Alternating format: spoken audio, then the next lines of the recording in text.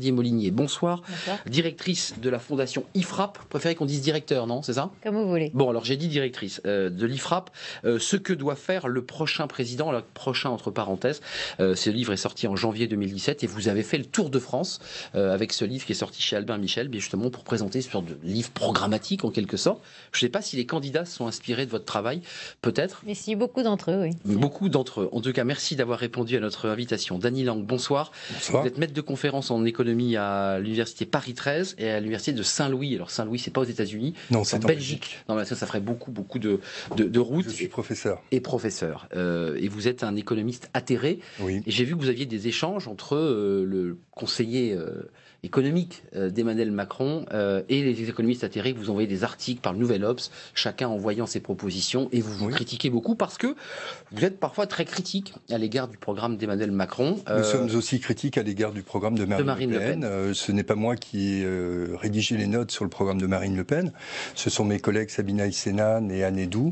Mais nous sommes critiques sur les deux programmes. Oui, vous pouvez lire ces notes sur ce site. Ce sont des analyses très approfondies des deux programmes. Voilà, donc décryptage des programmes. Et au moment où vous vous exprimez, Jean Messia nous rejoint. Bonsoir. Bonsoir. Vous arrivez juste au moment où le débat va commencer. On est en direct. Parfait. Vous êtes coordinateur du projet présidentiel de Marine Le Pen.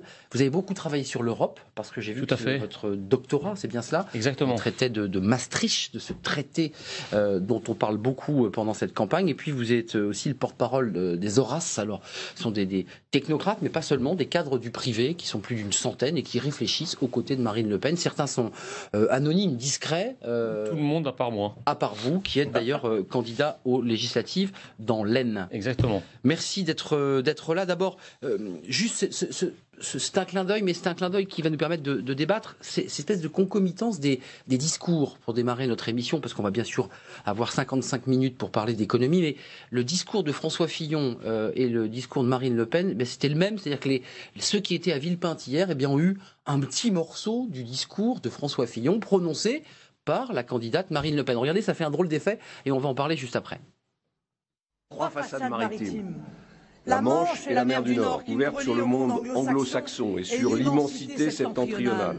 La façade atlantique qui nous ouvre depuis des siècles le grand large et qui nous livre ses aventures.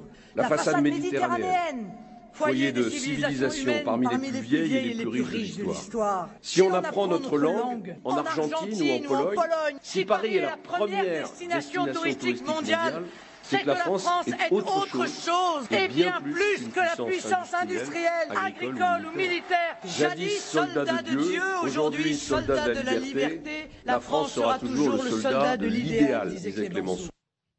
Jean Messia, on a envie de dire oups, on va parler d'économie, on va parler d'Europe, on va parler de l'euro, mais là, sur cette séquence, peut inspirer, pas inspirer celui qui écrit le discours et qui se dit, après tout, c'était pas mal ce que disait François Fillon quelques mois auparavant? Non, parce que c'est un montage. Donc non, c'est pas monté du tout. Ah si, voilà, c'est les mêmes mots, c'est le même texte. Oui, mais c'est le même mot, mais il chope en fait des petits extraits qui ah non, ça n'a pas été coupé. Non, c'est une extension. Bon, non, mais je vous l'assure, c'est important. C'est pas là pour que, enfin bon, voilà, c'est pas la première fois que ça arrive. D'autres personnes l'ont fait. Je pense qu'effectivement, il y a tout un électorat de François Fillon qui est assez proche de nos thèses. L'électorat gaulliste des origines est assez proche, hein, un peu celui de Marie-France Garot qui nous a rejoint. Et je pense que c'est un électorat auquel on souhaite également s'adresser pour expliquer notre projet d'indépendance nationale dans la plus pure tradition gaullienne. Voilà. Et vous en pensez quoi, Jean Arthuis? Ça fait drôle, non? Oui. Ça existe, ça a déjà existé, mais c'est vrai que c'est un copier-coller mot pour mot du discours de François Fillon. Une forme de stéréophonie étonnante, oui, c'est vrai. Troublante? Je ne sais pas quelle signification y donner, sinon une façon de picorer dans les programmes des uns et des autres et dans les textes des uns et des autres. Pas le sentiment que ça clarifie le projet de Mme Le Pen. Vous en pensez quoi, Agnès Verdier-Molinier? Une réaction plutôt un message un peu subliminal vis-à-vis des électeurs de François Fillon, peut-être pour les rassurer, pour ceux qui auraient écouté le premier discours et qui se diraient finalement, tiens, ça ressemble un peu à ce que j'ai entendu. Donc c'est presque un coup de com'. Hein, peut-être tout simplement ça, et un message un peu caché. Dany Lang, vous, l'économiste, le professeur d'économie. En tant qu'économiste, j'en pense pas grand-chose. Je constate le citoyen, peut-être. Ça relève de l'incohérence qu'on trouve aussi dans le programme économique du Front National. D'un côté, on a un programme économique qui est incohérent, et puis de l'autre côté, chez M. Macron, on a un programme économique très cohérent. Que vous critiquez, mais qui sont critiquables, qui sont également critiquables. Bon voilà, vous avez mis les pieds dans le plat. Regardez ce sujet, parce que la mère des batailles, avant de parler du programme économique, c'est évidemment la question européenne. Une campagne présidentielle française où finalement les Français sont appelés à voter comme un référendum pour ou contre l'Europe. C'est un peu la question qui leur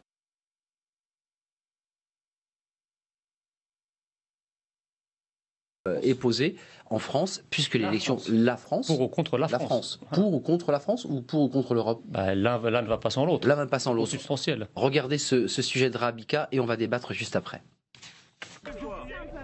Marine Le Pen et Emmanuel Macron sur le même terrain, tous les deux en visite chez Whirlpool à Amiens. Le fabricant américain va délocaliser sa production en Pologne. 600 emplois sont menacés. Je n'ai pas promis que j'allais nationaliser Whirlpool, que j'allais interdire leur licenciement, parce que ça n'est pas vrai. Mais je leur ai dit, je vous garantirai des conditions dignes. Je me battrai pour la reprise du site. Le programme d'Emmanuel Macron ne comporte pas de mesures spécifiques sur les délocalisations. En revanche, Marine Le Pen entend taxer à hauteur de 35% les produits des entreprises délocalisées. Derrière ce conflit, deux visions de l'Europe aux antipodes s'affrontent. Avec la défiance croissante vis-à-vis de l'Europe depuis le référendum de 2005, Marine Le Pen l'a mis au centre des débats. Elle prône ainsi une sortie de l'Union européenne et le retour au franc. Emmanuel Macron entend lui renforcer la gouvernance au sein de la zone euro en lui donnant un budget, un parlement et un ministre de l'économie. Le fondateur d'En Marche se veut le candidat de l'Europe. Dans ses meetings, on brandit fièrement le drapeau européen. Ce même drapeau que Marine Le Pen a demandé de retirer lors d'un passage sur un plateau de télévision. Pour le FN, l'Europe est la cause du chômage ou encore des problèmes de sécurité. Marine Le Pen veut fermer les frontières pour, selon elle, empêcher les terroristes de frapper sur le territoire national. Elle entend donc revoir les accords de Schengen pour en finir avec la libre circulation des biens et des personnes. Nos détracteurs nous disent qu'en voulant retrouver nos frontières, nous allons nous replier, enfermer le pays sur lui-même.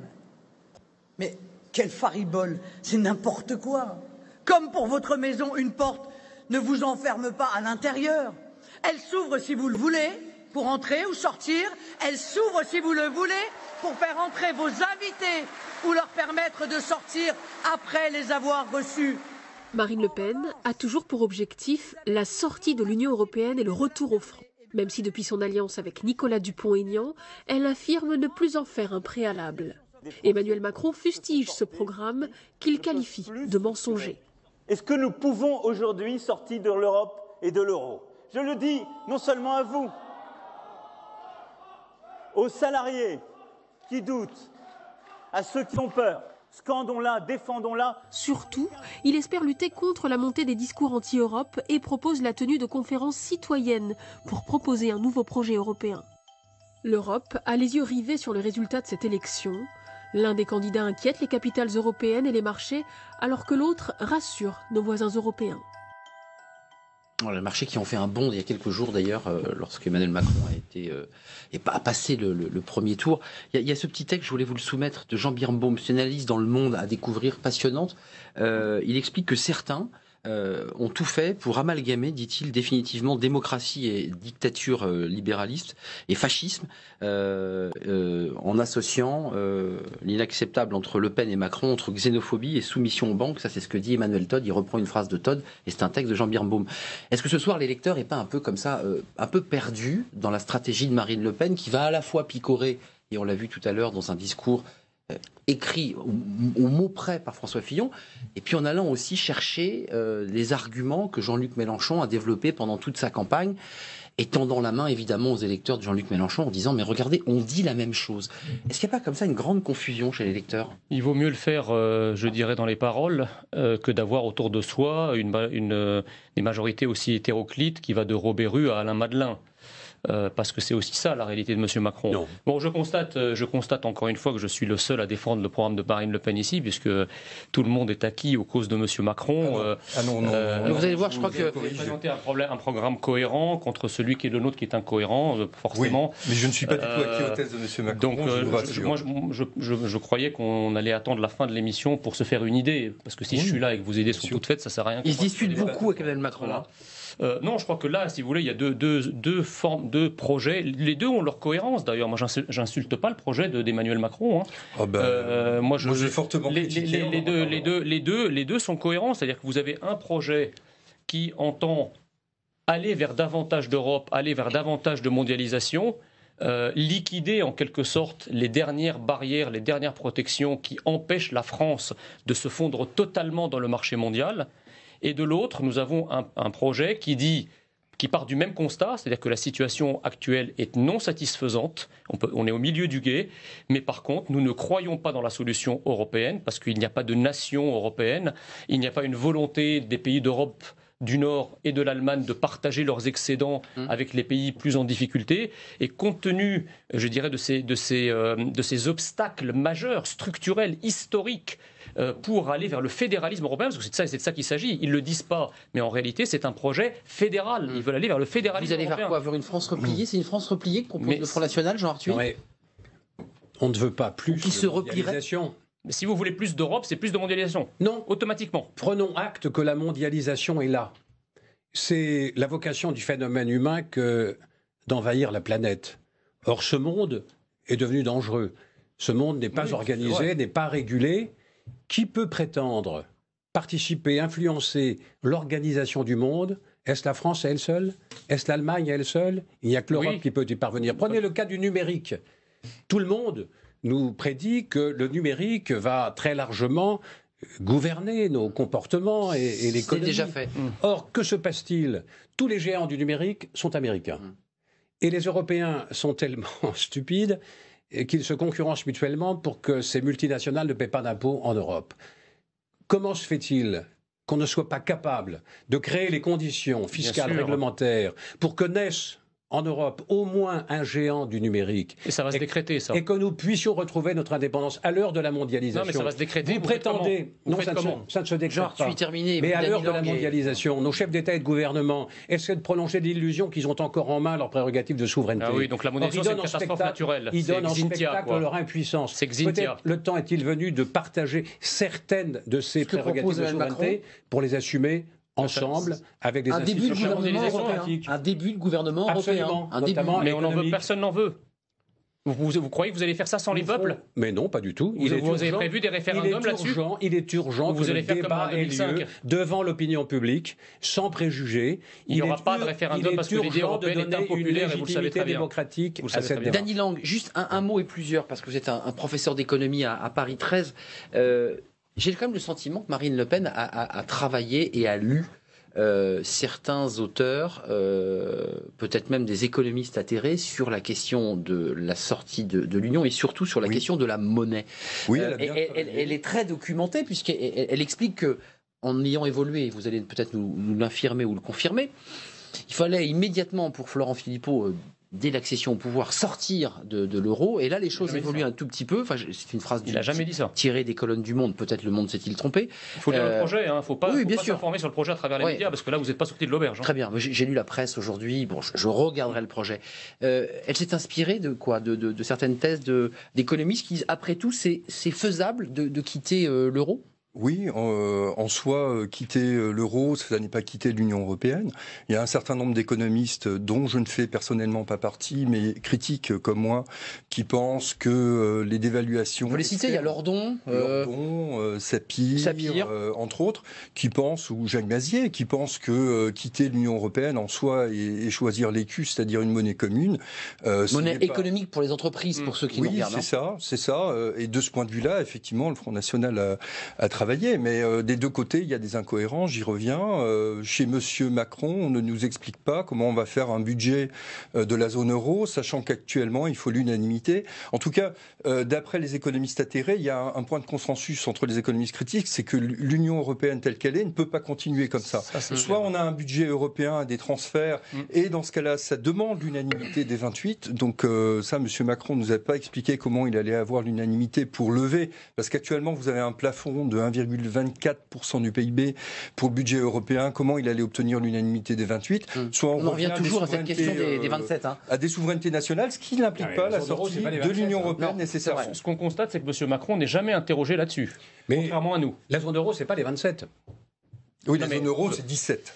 Là, en fait, quand même l'unanimité. 19. L'unanimité des 19, pardon, autant pour moi. Pour compléter pourquoi on a fait l'euro? Pour compléter justement un marché unique. Pour compléter votre raisonnement. Et Agnès Verdier-Molinier, le problème, c'est que la zone monétaire, l'euro n'est pas une zone monétaire optimale. Donc aujourd'hui, nous sommes dans une zone où on a des pays qui accumulent les excédents et d'autres qui s'enfoncent dans les déficits sans possibilité de stabiliser, de réguler, que faisaient les monnaies nationales auparavant. Donc aujourd'hui, la seule solution, c'est soit revenir effectivement aux monnaies nationales pour retrouver ces stabilisateurs, soit passer à un budget fédéral permettant effectivement d'avoir un instrument budgétaire unique qui dégonfle les excédents et qui renfloue en quelque sorte les pays déficitaires. Mais là encore, les pays qui sont excédentaires ne l'accepteront pas. Juste pour compléter ce que vous dites, il y a quand même une possibilité supplémentaire, si vous permettez. La possibilité supplémentaire, c'est d'utiliser un très bel instrument qui a été mis en place dans le cadre de la zone euro, qui s'appelle Target 2, et pour obliger les pays qui ont des excédents très militaire, comme l'Allemagne, pour leur confisquer leurs excédents, pour les obliger à s'ajuster la baisse. Quelle violence. Agnès Verdier-Molinier, ceux qui nous regardent... Excusez-moi, messieurs les spécialistes. À la raison de ce grand écart entre ceux qui ont des excédents budgétaires et ceux qui ont des déficits. On a été bien contents d'emprunter pendant des années sur les marchés pour financer nos dépenses sociales, etc., sans mettre en place, nous-mêmes en France, les stabilisateurs qui permettraient justement que nos comptes sociaux soient à l'équilibre. Pourquoi faire payer nos dépenses d'assurance maladie par les générations futures, nos dépenses de retraite, nos dépenses de chômage?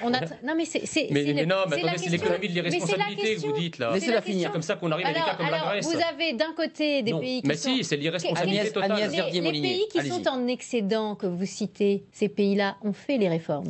Oui, ils les ont l'ont fait au prix d'un effondrement de leur protection sociale, d'un effondrement des salaires. Justement, reprenons. C'est l'image de la queue et du chien de Samuelson. Si vous rigidifiez la queue, c'est l'économie réelle tout entière qui bouge. Si vous me laissez parler, parce que je vous en prie. Allez-y. Mais peut-être vous n'avez pas envie d'écouter les autres. Non, allez-y. Alors, le sujet, c'est peut-être aussi de se poser la question si vraiment notre modèle social est mieux, si notre modèle français est mieux, si notre fiscalité est mieux gérée, si nos dépenses publiques sont mieux gérées. Pas du tout. Les Allemands ont fait le travail. Les Pays-Bas ont fait le travail. Les Suédois commencent à faire le travail, à baisser le poids de la dépense. Mais elle n'est pas dans l'euro, mais elle a un taux de chômage beaucoup plus faible que le nôtre. Si je puis me permettre les excédents. On a des pays autour de nous qui ont réussi à s'en sortir avec des contraintes, soit en étant dans l'Union européenne avec nous, soit en étant dans la zone euro. Donc accuser l'Europe de tous les maux, c'est la facilité. Nous prendre en main pour faire les réformes, ça c'est l'objectif, ça c'est le job qu'on doit faire dans les prochaines années. Jean Messia, juste une question. Mais non. Mais bien sûr que si. Parce que vous n'avez plus de souveraineté sur aucune de vos politiques. Mais c'est faux. Mais c'est faux. Vous pouvez réformer l'assurance chômage. Vous pouvez. Oui, c'est ça. C'est l'effondrement. En fait, c'est l'effondrement. Mais c'est pas l'effondrement. Bien sûr. C'est la remise. En Allemagne, qu'est-ce qu'ils ont fait? Ils ont baissé les salaires. Ils ont baissé la protection. Ils ont baissé les indemnités chômage. Aujourd'hui, ils ont un système de santé qui est tout à fait compétitif par rapport au nôtre et qui était moins bon qu'avant. Ils ont un système d'éducation qui est tout à fait aussi bon que le nôtre et qui coûte beaucoup moins cher. Ils ont des collectivités locales qui coûtent beaucoup moins cher et qui sont beaucoup mieux gérées. Ils ont beaucoup moins d'élus que nous. Ils ont beaucoup moins d'agents publics que nous. Les emplois à 1 euro, ça vous dit quelque chose? Et alors, vous préférez quoi? Vous préférez que du chômage? Attendez. Le sujet, c'est aussi la flexibilité. Agnès Verdier-Molinier, Jean Messia, on ne fait pas un débat à deux. C'est pas tout détruire. Regardez, il y a des gens qui nous regardent ce soir quand on parle de monnaie. Pour ceux qui sont des professeurs d'économie, les choses sont simples. Pour les autres, peut-être ce soir vous nous regardez, ça reste quand même éminemment compliqué. Est-ce que les Français, lorsqu'on leur parle de l'euro, ils n'ont pas plutôt le sentiment que cet euro les protège plus qu'elle détruit leur économie? Est-ce qu'il n'y a pas, sur le plan politique, comme ça, une peur ce soir de l'électeur qui se dit c'est vrai que ce que nous propose Marine Le Pen, et vous allez pouvoir répondre, c'est un peu le grand saut, et c'est vrai que l'euro, après tout, nous a protégés. La monnaie, c'est la confiance. S'il n'y a pas de confiance, il n'y a pas de stabilité, il n'y a pas de lisibilité, et on est dans l'errement total. Lorsque vous parlez d'indépendance, mais est-ce qu'un État qui est structurellement déficitaire et qui ne cesse de s'endetter est encore indépendant? Il est dans la main de ses créanciers.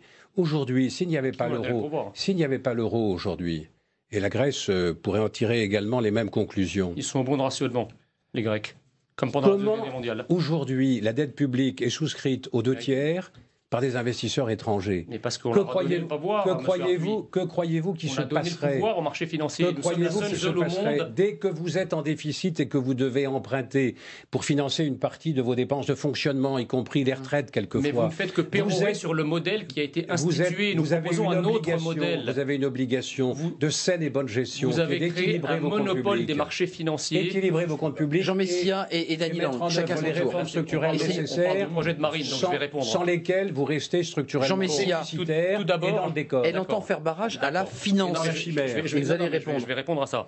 Vous dites la France est dans les mains de capitaux étrangers. Exactement. Qui possèdent notre dette. Vous avez deux types de pays. Nous avons eu souverains et ceux qui ont des fonds souverains. Si vous me permettez de répondre. Nous sommes rentrés dans une logique à partir de la loi de 73 qui s'est poursuivie dans le traité de Maastricht, qui s'est poursuivie dans le traité de Lisbonne, qui consiste à interdire à l'Institut d'émission, c'est-à-dire la Banque de France, de financer la dette et le déficit. Bon. Nous sommes la seule zone au monde où cette interdiction est en vigueur. Même les pays les plus libéraux, comme les États-Unis ou la Grande-Bretagne, gardent une possibilité de financement de leur trésor public via leur banque centrale. Quand il y a eu le Brexit et que le spread, c'est-à-dire le taux d'intérêt sur le bon du Trésor britannique a augmenté, il y a eu immédiatement une déclaration du gouverneur de la Banque centrale britannique pour dire si ça continue, on tient, je cite l'expression, un bazooka monétaire pour calmer. En réalité, il n'a même pas eu besoin de s'en servir que les spreads, c'est-à-dire les taux d'intérêt, ont commencé de nouveau à chuter. Donc nous avons organisé le monopole des marchés financiers en interdisant par le traité 104 du traité de Maastricht, repris dans le texte 127 du traité de Lisbonne, interdiction de financer nos déficits. Donc nous avons créé un monopole de fait. Donc vous pérorez sur ce modèle-là comme si c'était une fatalité. Vous proposez quoi concrètement? Nous proposons de faire comme tous les pays du monde, parce que si c'était une bonne idée, non, c'est pas on aurait une double monnaie. Mais attendez, mais qu'est-ce que fait l'inflation? Qu'est-ce que fait la Banque centrale européenne depuis 2012, madame? Bon, et alors? Qu'est-ce qu'elle fait, la Banque centrale européenne?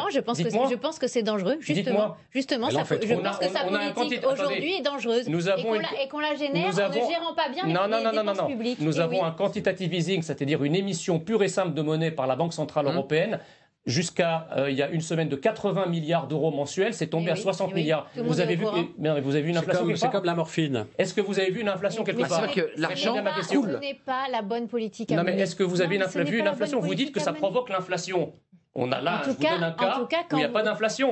Dany Lang, pourquoi c'est possible? Juste, je termine là-dessus. Terminé. Et Dany Lang, s'il vous plaît. Pourquoi ce qui est possible au niveau européen?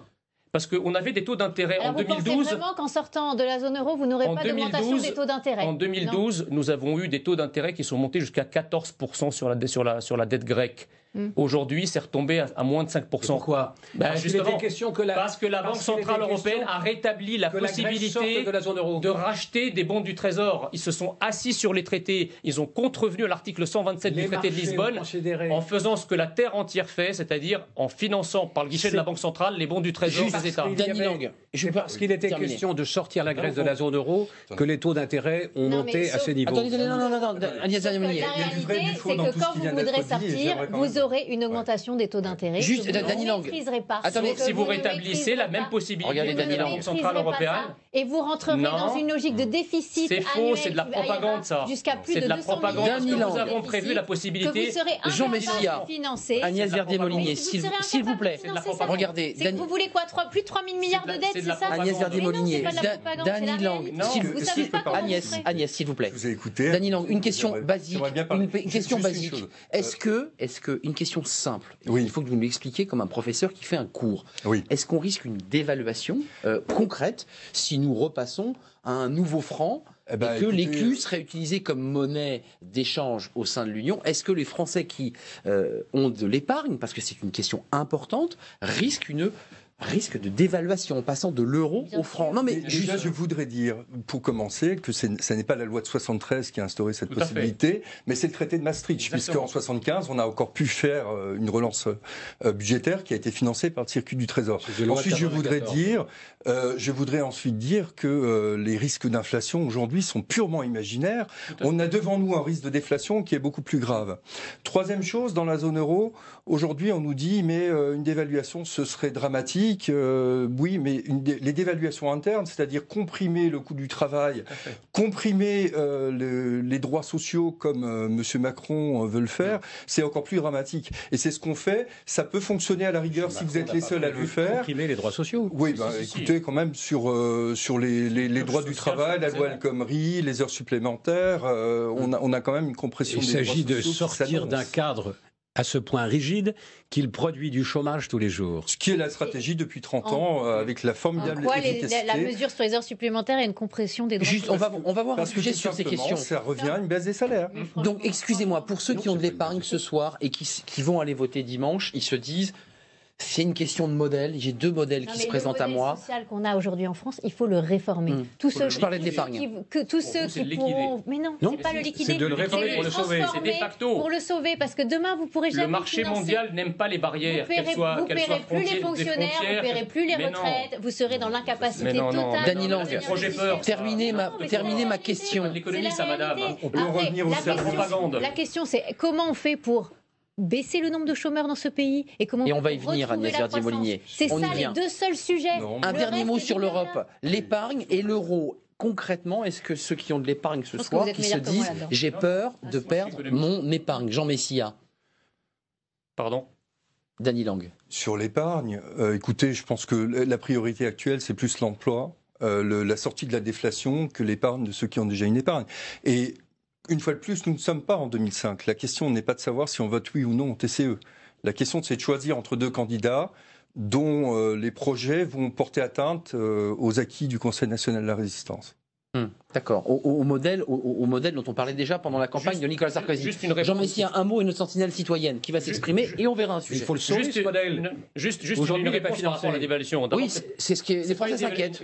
C'est pas une dévaluation, c'est une dépréciation. La vérité, c'est que si on rétablit une monnaie nationale... C'est quoi la différence? Une dévaluation, c'est un acte politique. C'est-à-dire que quand la monnaie est trop élevée, autrefois, on avait un acte administratif, comme le font la Chine, par exemple, encore, ou un certain nombre de pays. Nous n'envisageons pas de faire ça. Nous, si on rétablit la monnaie nationale, il n'y aura pas forcément d'ailleurs une dévaluation très importante, puisque tout dépend en fait de la surévaluation de l'euro par rapport aux structures de notre économie. Or, l'euro a beaucoup baissé ces dernières années. Donc il est probable que la dépréciation d'une monnaie nationale que nous allons introduire sera en réalité extrêmement modeste. Et d'ailleurs, je ne vois pas tellement le rapport... des chances flottants ou des chances fixes? Je ne vois pas, juste je termine là-dessus, je ne vois pas tellement le rapport entre la valeur de l'épargne et la dépréciation. Pendant toute la Je pose des questions de Béotiens, les Français s'intéressent, veulent comprendre. Vous savez, quand l'euro a été introduit en 2002, d'accord, l'euro a été introduit donc à 6 francs 55 957 au cours de 1,18 $. Un an après, il valait toujours 6 francs et 56 à peu près, mais il dégringolait à 0,82 cents de dollars, soit une dévaluation de 31%. Qui s'en est plaint et qui s'est plaint de faillite? Personne. Un dernier mot sur cette question de l'union. C'est la fin de l'union, on sort de l'euro, on quitte l'union. Pourquoi on crée cette monnaie unique? C'est parce qu'on avait un marché unique. Et que lorsqu'il y a autant de monnaies que de pays constituant ce marché unique, l'instabilité des parités monétaires brise la croissance. Nous avons connu les dévaluations compétitives à la fin des années 80, au début des années 90.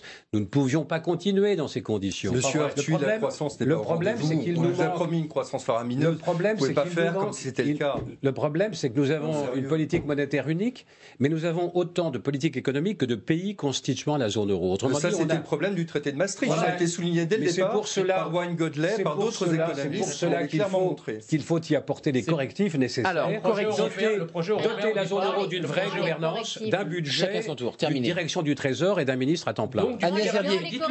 Donc, dites que vous avez un projet fédéral. Vous ne le direz pas, vous avancez masqué comme Jean Monnet. Il faut en assurer les conséquences. Un tout petit mot, Agnès Verdier-Ollier, parce qu'on a une sentinelle. Il y a 2 chiffres à ajouter aux 3% de déficit et aux 60% de dette par rapport au PIB. C'est un maximum de taux de prélèvement obligatoire par pays et un maximum de taux de dépenses publiques. Là, on va faire converger correctement et intelligemment, tout en gardant... Mais comment vous faites les dépenses publiques sur le PIB? Tout en gardant... Parce que quand le PIB diminue, le taux augmente. Ça, c'est la chose la plus idiote qui a été dite par notre président de la République. Le gros problème dans la zone euro, et la Cour des comptes l'a encore montré dans son dernier rapport, c'est que nous, la Cour des comptes qui estime le multiplicateur de 0. On a plus de 10 points d'écart avec les autres pays de la zone sur la dépense publique par rapport au PIB. On a du gras. Et on était à 7,5 en 2010. Donc vous voyez que pendant que les autres font les réformes... Et malgré les discours, parce qu'il y avait une volonté politique... On ne fait rien, on fait du surplace. Mais attendez, la dépense publique n'a pas augmenté. Mais bien sûr que si. Elle est restée stable, c'est le PIB qui a stagné. Donc soyons sérieux. On est à 57% de dépenses par rapport au PIB, quand les autres sont à 47%. Et alors, ça va mal dans les hôpitaux, on a une population jeune, on a besoin de gens dans les hôpitaux, on a besoin d'infirmières. Ça va être de mettre au niveau européen des chiffres pour faire converger et sur le taux de prélèvement obligatoire et sur la dépense publique. On aurait dû le faire dès le départ. Guillaume Lelong est avec nous. Je donne la parole parce qu'on a des citoyens qui... Alors, je ne sais pas si Guillaume est avec nous. Je crois qu'il est connecté devant sa webcam et je le salue. Guillaume, bonsoir. Ce débat qui est passionnant parce que c'est vrai qu'on rentre là au cœur avec les articles de Maastricht, avec une vraie réflexion. Vous, jeunes citoyens, vous vous sentez concerné par ce débat de la sortie de l'euro. Ça vous fait peur? Ça vous inquiète? Alors, ce débat est passionnant. Bonsoir Arnaud, bonsoir à tout le plateau. Ce débat est passionnant. Avant de vous répondre, Arnaud, je souhaiterais juste répondre à Monsieur Arthuis. J'avais déjà dit ça l'année dernière devant Madame Bechtel. Non, on n'a pas fait l'euro parce qu'on voulait faire un marché unique. Sinon, avec le CETA, on s'apprête à faire une zone de libre-échange avec le Canada. On va pas pour autant avoir une monnaie commune avec eux et un ensemble fédéral avec eux. Pour vous répondre sur l'euro, puisque c'est une question très importante, je trouve dommage que ce soit le Front National qui soit au second tour pour traiter de la question de la sortie de l'euro, à laquelle je suis personnellement favorable. Mais que j'évoquais tout à l'heure, parce que les économistes très sérieux aussi évoquent cette question. Oui. Pourquoi j'y suis favorable? Je vais faire expliquer un petit schéma. La situation française, elle est en 3 points. C'est-à-dire que d'un côté, on a des coûts unitaires salariaux élevés en France par rapport aux pays émergents. La France, contrairement à d'autres pays comme l'Allemagne, produit des produits avec un niveau de gamme moyen et on a un taux de change surévalué, non pas euro-dollar, mais par rapport à l'Allemagne où il y a une perte de compétitivité de l'ordre de 21%. Donc de deux choses l'une. Enfin, ça entraîne donc une baisse des parts de marché françaises. On est d'accord. Donc de deux choses l'une, soit on prend le programme de Macron, ce qui avec une impossibilité de dévaluer. Donc on augmente la productivité, mais comme il n'y a pas de demande, ça baisse l'emploi industriel. C'est pas une solution. Soit toujours du côté de Macron, soit on baisse le prix des ventes des produits exportés, ce qui fait une baisse des produits nets et ce qui va baisser les investissements productifs. Et dans ce cas-là, qu'est-ce qui se passe? En toute logique, on a un retard dans la montée de la gamme puisqu'il n'y a pas eu d'investissement. Et donc, on alimente un cercle vicieux. La sortie de l'euro est la seule solution pour remonter en gamme au niveau français et respécialiser notre économie dans des pôles, dans des secteurs stratégiques. Et c'est comme ça qu'une économie remonte. Guillaume, on ne peut pas ubériser la société. Juste avant de nous quitter, vous êtes économiste, Guillaume, c'est une question de Dany. Allez-y. Je ne suis pas économiste, mais je lis Bernard Maris, je lis Frédéric Lordon, je lis Jacques Sapir. Voilà. Je suis l'éducation populaire, j'écoute Franck Lepage. Oui. Ce soir. Juste avant de nous quitter, parce que je vais donner la parole à Jean Arthuis, vous disiez sans le dire, dimanche il y aura un vote. Vous allez voter, vous allez vous abstenir, parce qu'il y a un vrai débat chez les électeurs. Vous aviez l'air un peu déçu finalement que ce soit le Front National qui reprenne à son compte des idées d'économistes que vous adorez. Comment vous vous situez là politiquement justement?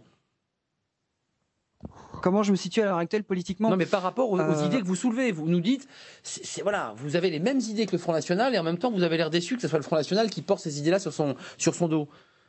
Je vous cache pas que moi, au premier tour, j'ai beaucoup hésité entre l'UPR et la France Insoumise. Du coup, comment je me positionne à l'heure actuelle? Je suis bien embêté. Je ne sais pas comment me positionner. Je pense que ça se décidera au dernier moment dans l'isoloir. Je sais que je peux pas d'un côté voter pour Macron qui va favoriser la dilution de la France au profit d'une hyperclasse toujours plus avide, mais de l'autre, le Front National dévoie la souveraineté avec des thématiques identitaires qui, moi, me dérangent énormément. Donc, et surtout avec ma personne. Avec votre personne, Jean Messia, parce que vous avez une phrase type, vous êtes un Français de souche par naturalisation, c'est ça. Très rapidement, juste sur la question des coûts unitaires. Très vite, s'il vous plaît, parce que c'est très technique. J'ai voulu poser une question politique. Oui, non, mais en gros, on nous raconte que l'Allemagne va bien parce qu'ils ont fait baisser leur coût du travail. C'est en partie vrai pour ce qui concerne l'industrie des services, mais c'est pas toute l'histoire. Ils sont surtout montés en gamme. Ils se sont spécialisés dans des produits comme les bagnoles haut de gamme ou les machines-outils ou ce qu'on appelle l'élasticité de la demande par rapport au prix relativement faible. Donc c'est pas toute l'histoire. Dans l'industrie allemande, un salarié coûte 42% plus cher que l'industrie française. C'est juste une question politique. Donc c'est pas une question. Vous représentez Emmanuel Macron sur ce plateau et vous le soutenez. On a un électeur qui dit j'ai hésité entre la France insoumise et l'UPR, qui dit en même temps les idées sur le plan européen et l'euro de cet électeur qui dit après tout c'est le Front National qui porte cette idée. Vous n'aurez pas cet électeur et ce soir le référendum de la France insoumise est tombé. 2 tiers de ces électeurs disent je ne vais pas voter, je vote blanc. Et seulement un tiers ira chez Emmanuel Macron. Qu'est-ce que vous avez envie de lui dire à Guillaume ce soir pour le rassurer? Parce qu'on le sent inquiet. Il travaille au cœur de son projet. Et que là où il n'y a pas de dynamisme économique, là où il n'y a pas d'investissement, il n'y a pas de création d'emplois, il n'y a pas de capacité à assurer une vraie justice sociale. Le projet de Macron est au service de l'ensemble des Français. Et je voudrais qu'on sorte de ces visions quelque peu caricaturales. Enfin, l'investissement est déterminant pour préparer l'avenir, pour l'innovation, pour aller de l'avant. Il faut de l'investissement. Mais qu'est-ce que vous proposez? Mais quand vous créez un doute, sur la monnaie, quand vous dites au fond il y aura 2 monnaies, quels sont les investisseurs? Un dernier mot sur la monnaie, je vous parle qu'on parle de chômage. Dans une telle situation, si vous laissez planer un doute sur ce qu'est la monnaie, parce que vous croyez que la pérennité de la zone euro, mais laissez-moi répondre à ça. Vous avez plusieurs idées, donc jusqu'au bout de votre phrase, s'il vous plaît, et un mot chacun. Ceci nous permettra de nous comprendre mutuellement, ou de nous entendre, en tout cas, à défaut de nous comprendre. Mais avec cette double monnaie, j'ai peur que l'on connaisse ce qu'a connu et ce que connaît encore l'Argentine depuis 1980, depuis 2002, lorsqu'on a décroché la parité entre le dollar et le peso. Une réponse très courte, s'il vous plaît, parce que j'aimerais qu'on parle chômage, fiscalité. La pérennité de la zone euro. Vous avez 2 monnaies, la mauvaise chasse la bonne. Réponse très courte, s'il vous plaît. Comment on a fait avec l'écu entre 92 et 2003? C'était la meilleure période pour la France. C'était la période où nous avions effectivement une monnaie commune et une monnaie nationale. L'avantage de la coopération monétaire et l'avantage de la monnaie nationale, c'est au cours de cette période que nous avons eu les meilleurs excédents commerciaux. Ça, c'est la première chose. La deuxième, parce qu'on avait pris non, pas du tout. La deuxième chose, c'est parce qu'on avait élargi la bande de fluctuation du serpent monétaire européen à plus 15, moins 15. C'est une autre chose. À partir de 97, dites donc, mais justement, parce qu'il n'y avait plus de spéculation, il n'y avait plus de raison. Ceux qui nous regardent prennent des notes, là, parce qu'ils vont aller sur Google. Il y avait l'euro. Non, il n'y avait pas l'euro en 90. C'était l'écu. On avait pris l'engagement. Peu importe. Le processus était irréversible. Vous croyez que la pérennité de la zone euro, elle dépend simplement de la décision d'un État d'en sortir ou d'y rester. Elle n'est pas menacée elle-même par des risques endogènes très puissants d'éclatement. Or, nous disons, oui, exactement, non, mais même sans sortir, imaginons qu'on reste. Il n'y a aucun risque, pas de risque bancaire systémique, donc il y a bien des risques inhérents, intrinsèques, endogènes. Non. Donc une nouvelle crise financière, c'est ce que vous nous dites. Exactement. Avec ce risque. Donc non, mais laissez-moi, je termine. Allons-y. Gouverner, c'est prévoir, madame. C'est pas d'attendre l'explosion finale pour sortir en ordre. Ça se réforme pas, c'est irréformable. Agnès Verdier-Molinier, vous allez répondre juste après. Regardez ce sujet sur l'économie, le programme. On a beaucoup parlé de monnaie, on a parlé de l'écu, de l'euro. C'est un sujet passionnant, on pourrait encore en parler pendant 2 heures, mais il y a d'autres sujets dans les programmes économiques évidemment importants, le travail, la question du travail, la question du chômage, on l'a évoqué, la fiscalité, revue de détail justement sur les programmes des 2 candidats aux antipodes de Rabika. Regardez. Marine Le Pen, Emmanuel Macron, 2 candidats et 2 visions aux antipodes de l'économique et du social. Côté budget, le candidat d'En Marche se veut économe. Il envisage 60 milliards d'économies sur le quinquennat, en supprimant notamment 120 000 postes de fonctionnaires. Marine Le Pen ne parle pas de réduire la dette, mais de la renationaliser, car elle est détenue en grande partie par des créanciers étrangers. Elle promet également une prime de pouvoir d'achat pour tous les salaires de moins de 1 500 €, ainsi qu'une revalorisation du minimum vieillesse de 200 €.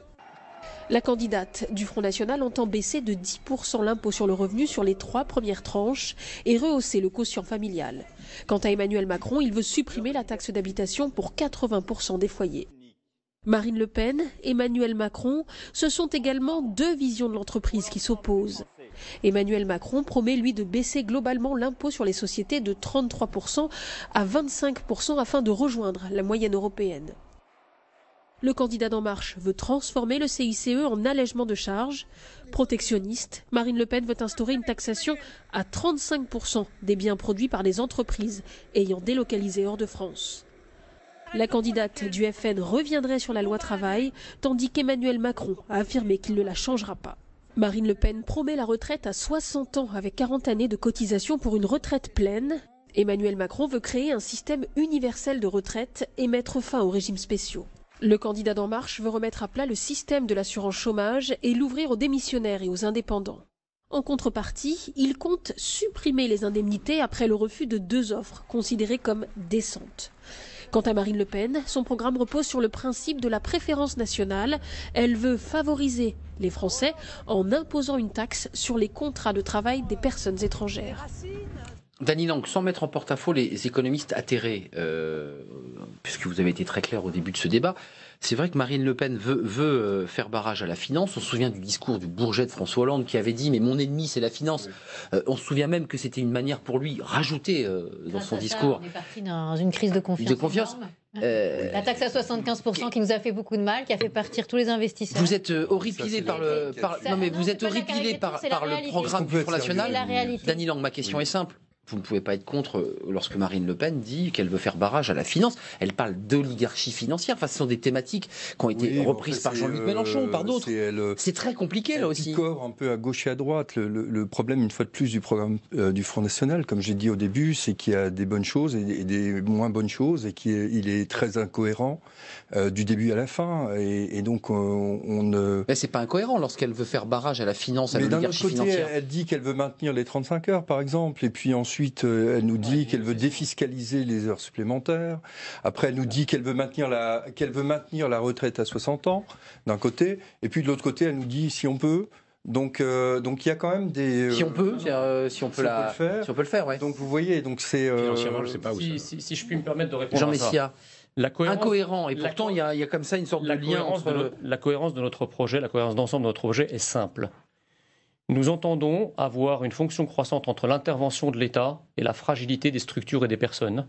C'est-à-dire que plus nous avons des personnes qui sont fragiles, plus l'intervention de l'État, que ce soit par des allègements fiscaux ou par des aides, sera baisse d'impôts sur les 3 tranches. Voilà, les 3 premières tranches qui concernent les couches moyennes en général. Et d'un autre côté, pour les plus riches, vous prévoyez d'augmenter la possibilité de donation de manière beaucoup plus régulière. C'est pas les plus riches, ça concerne tout le monde. C'est quand même les patrimoines les plus importants qui sont concernés en premier. Nous ne touchons pas à l'ISF, par exemple. Non, le patrimoine immobilier concerne beaucoup de Français. Je vous rappelle que plus de 55% des Français sont propriétaires. Oui, donc, mais à quel niveau Voilà, oui, mais à quel niveau en général, ça se passe en fin de vie. Ça va bénéficier c'est surtout 90 milliards de dépenses supplémentaires et sur les retraites, on ne sait pas du tout comment vous les financez. Non, mais attendez, allez-y. On arrive à une vingtaine de milliards d'euros de dépenses supplémentaires sur les retraites. Excusez-moi, mais dans le programme de M. Macron, avec cette retraite, chaque année, on va devoir recalculer. Exactement. On ne sait pas très bien à quel votre projet de retraite. Pourquoi retourner à 60 ans alors qu'on sait que l'espérance de vie...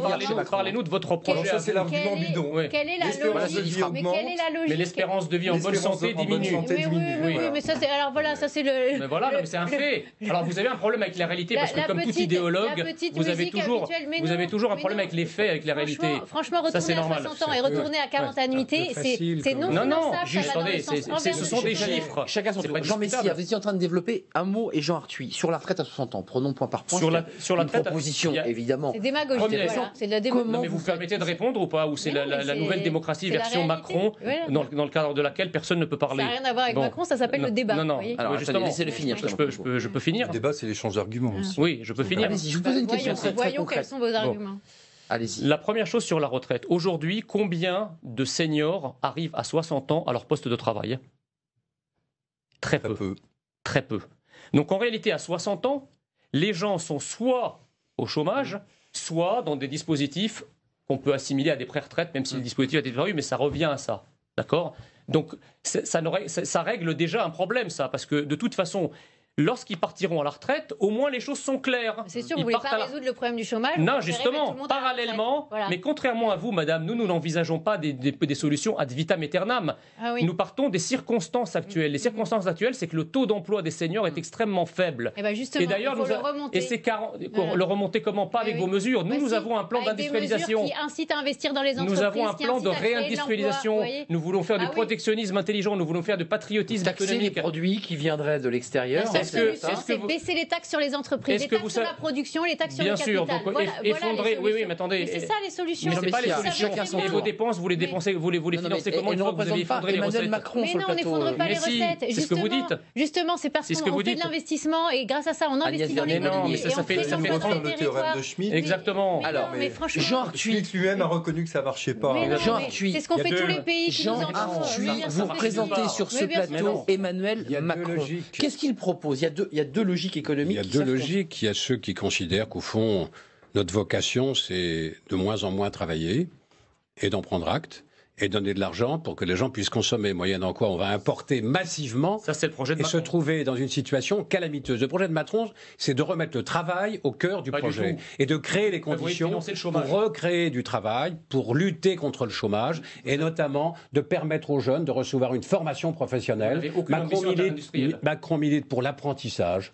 On ferait bien s'inspirer de ce qui se passe dans des pays tels que l'Allemagne, les Pays-Bas ou l'Autriche, qui ne connaissent pas le chômage des jeunes, parce qu'eux ont une pratique de l'apprentissage, pas seulement pour former des ouvriers, mais également des ingénieurs. Ceci est au cœur du projet de Macron. C'est une logique de l'offre qui est poussée à l'extrême. Vous allez former des gens, mais s'il n'y a pas de débouché pour eux dans l'emploi, ils vont s'embaucher Il faut recréer une base industrielle. Si vous n'avez pas d'ambition en matière de réindustrialisation de la France a été désindustrialisée massivement sur les 30 dernières années. Et ceci est au cœur en faisant revenir les investisseurs et en arrêtant avec la fiscalité que nous avons. Quand vous comparez la France et l'Allemagne et aussi le Royaume-Uni, vous voyez le poids de la fiscalité qui pèse sur nos entreprises, entre 150 et 200 milliards d'euros par an qui pèsent sur nos entreprises en plus. Jean Arthuis, s'il vous plaît, pour terminer, juste une baisse d'impôts pour être concret, les Français de de 20 milliards, moitié ménage, moitié entreprise. Ramener le taux d'impôt sur les sociétés. D'abord, il n'y a pas beaucoup d'impôts payés par les entreprises qui, en définitive, ne sont pas payés par les ménages. Parce que je connais peu d'entreprises qui ne répercutent pas dans le prix demandé aux consommateurs, c'est-à-dire aux ménages, le coût des prélèvements obligatoires, sociaux ou fiscaux qu'on leur impose. Donc, en ramenant le taux d'impôt sur les bénéfices des entreprises à 25%, on se met dans la moyenne européenne et on évite les tentations de délocalisation. En réduisant la fiscalité sur le capital, comme le propose Emmanuel Macron, on encourage l'investissement. En sortant de l'ISF, tout le capital qui contribue à l'économie productive.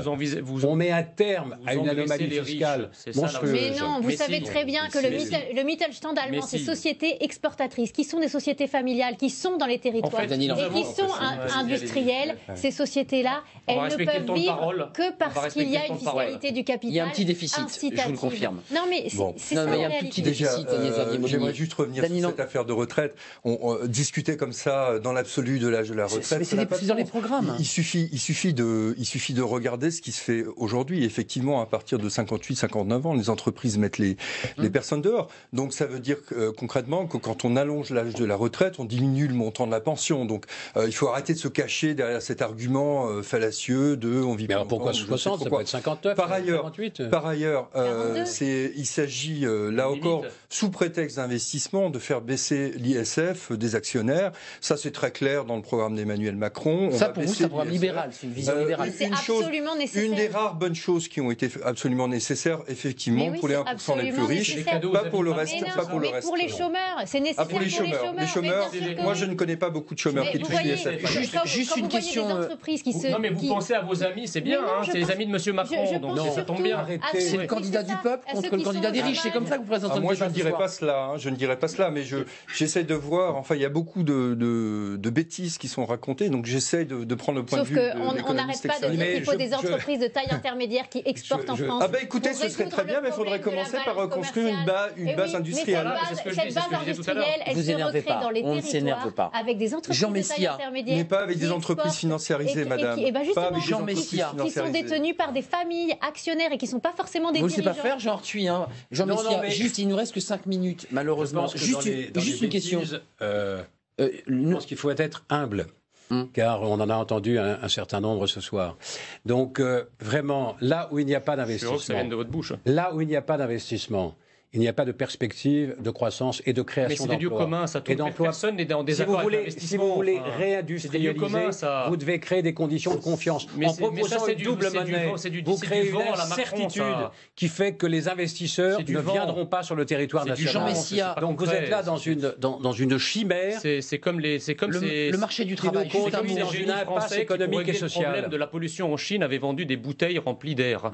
Ils avaient fait fortune. Jean Messia, sur la question du marché du travail, l'idée, ordonnance sur la question des prud'hommes, parce qu'il avait été évoqué dans la loi Macron, l'idée de créer comme ça un code aux prud'hommes, il y aura une ordonnance. Sur le marché du travail, qu'est-ce que vous proposez concrètement? On fluidifie, on flexibilise, on permet aux gens de sortir plus et de pouvoir rentrer dans l'entreprise, critiqué d'ailleurs abondamment par les économistes atterrés, c'est-à-dire les notes, une politique de l'offre, ou vous êtes sur une politique de la demande classique? Non, mais écoutez, les tensions sur le marché du travail, en tout cas sur tout ce qui concerne le code du travail, etc., elles sont là, parce qu'en réalité... On y touche au code ou on n'y touche pas? On n'y touche pas. On n'y touche pas. Il y a plus de grain à moudre. Il n'y a plus de grain à moudre. C'est le conservatisme. Non, il faut... Là, aujourd'hui, la problématique, c'est de remettre au travail des centaines de milliers de personnes. Là où nous différons, ou même des millions, là où nous différons avec le projet de M. Macron, c'est que le volontarisme politique de M. Macron, ça consiste en un jeu de chaises musicales fiscales qui consiste à augmenter un peu ici la CSG, à diminuer un peu... 1,7 voilà, pour baisser le coût du travail. Excusez-moi, je parle alors à la que place de Jean Arthuis. nous avons un volontarisme politique dans lequel le mot politique